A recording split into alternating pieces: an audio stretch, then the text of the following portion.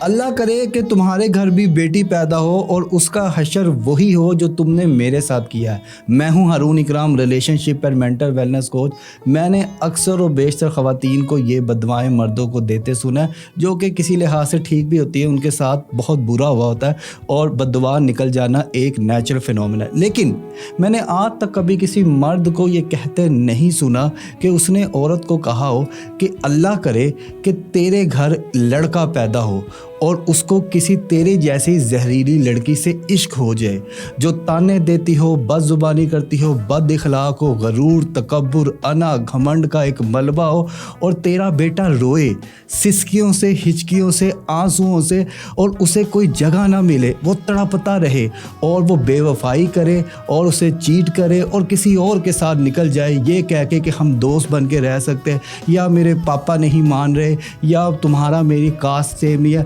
یا میرا کزن بہت زیادہ امیر ہے تم سے، میں تو اپنے کزن کے ساتھ ہی شادی کروں گی، یا میری منزل یونیورسٹی ہے، یا میں کسی اور بہانے سے چھوڑ کے چلی جائے۔ میں نے نہیں دیکھا آج تک کہ کسی لڑکے نے کسی لڑکی کو یہ بددعا دی ہو۔ شاید یہی فرق ہے لڑکوں کی سوچ میں اور لڑکیوں کی سوچ میں۔